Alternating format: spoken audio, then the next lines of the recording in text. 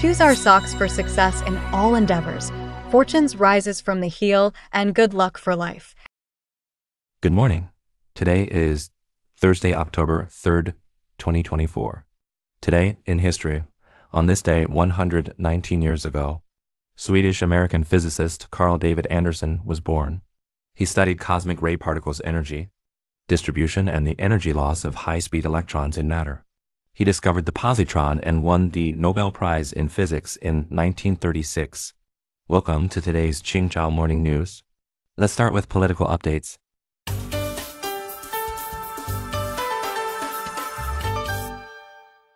Indonesia local elections begin. Comprehensive News from Jakarta reports that on September 25, Indonesia's largest local elections began, featuring hundreds of candidates for local public offices. Voting will take place on November 27. This election marks the first time governors, mayors, and county heads are elected simultaneously across 37 provinces, 415 counties, and 93 cities. The election for the chief of the Jakarta Special Administrative Region is particularly notable. Despite Jakarta's upcoming loss of capital status, it remains Indonesia's economic center, and the chief position is often seen as a stepping stone to the presidency. 3 candidates are competing for the role: Ridwan, backed by the Indonesian Alliance for Progress led by President-elect Prabowo, Cabinet Secretary Pramono from the Democratic Party, the largest party in parliament, and independent candidate Dama. Recent polls indicate Pramono has the most support.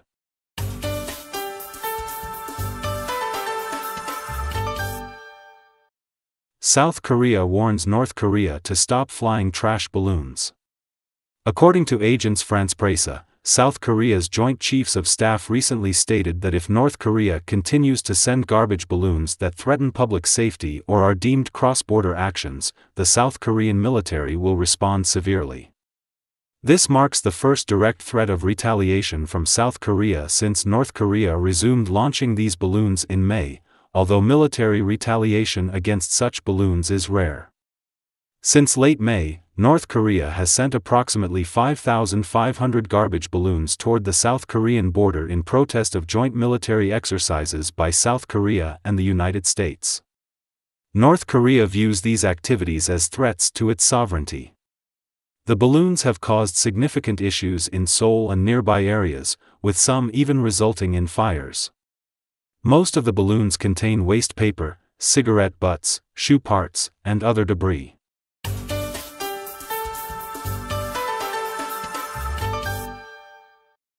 Malaysia welcomes 4.5 million Muslim tourists last year. Comprehensive News from Kuala Lumpur reports that Malaysia welcomed 4.5 million Muslim tourists last year, generating tourism revenue of 14.7 billion ringgit. Nizlan, director of the Malaysian Islamic Tourism Center, noted the vast potential of the Muslim tourism market, which includes 2 billion Muslims worldwide, with 1.1 billion residing in Organization of Islamic Cooperation countries. A report from Crescent Rating and MasterCard International highlighted that Indonesia and Malaysia were ranked as the best Muslim-friendly destinations, followed by Saudi Arabia, the United Arab Emirates, and Turkey.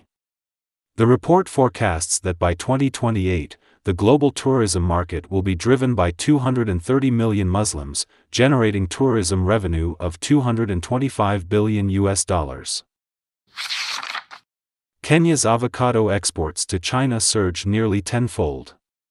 According to News from Kenya, recent statistics from China's General Administration of Customs indicate that avocado imports from Kenya surged from 443.6 tons in 2022 to 4,324.1 tons in 2023, nearly a tenfold increase.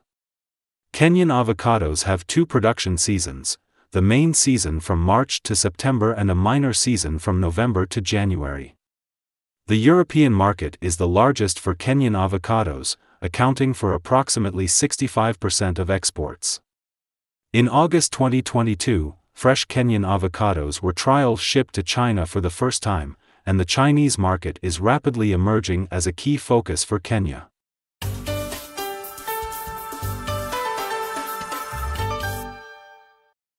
Explosion targets foreign diplomat convoy in Pakistan. According to Reuters, a roadside bomb recently targeted a convoy of foreign diplomats in northwest Pakistan, killing a guard. Swat District Police Officer Zahidullah Khan reported that the diplomats were visiting the Swat Valley region at the invitation of the local Chamber of Commerce to promote tourism.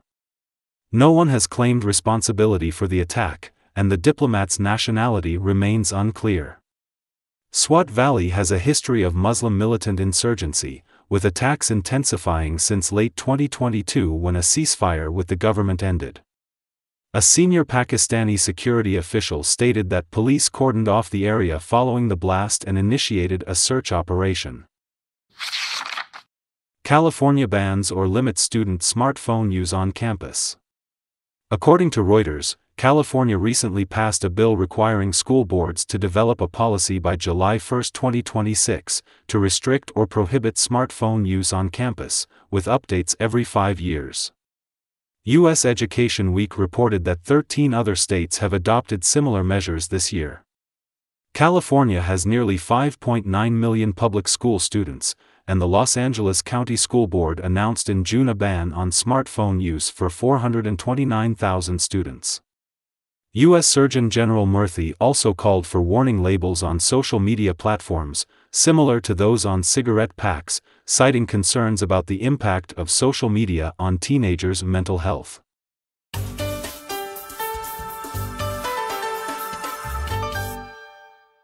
Cambodia unveils Constitution Monument. Cambodia China Times reported that the Cambodian Constitution Monument, valued at over $2 million, recently held its ribbon-cutting ceremony, symbolizing the solidity and stability of the country's constitution. King Norodom Sihamoni presided over the inauguration, attended by Senate President Hun Sen, Prime Minister Hun Manet, legislative bodies, government officials, diplomatic envoys, and various guests. Construction of the monument began in mid-June 2023. It is located west of the Independence Monument, aligning symbolically with both the Independence Monument and the memorial bronze statue of the Founding Father, reflecting Cambodia's commitment to faith, culture, religion, and the Constitution. Recently, domestic and foreign copper prices have reached historically high levels, with London copper closing at $9,683 per ton and the main Shanghai copper contract closing at 76,760 yuan per ton. That's all for today's Qingchao Morning News. Thanks for watching. Join us at the same time tomorrow.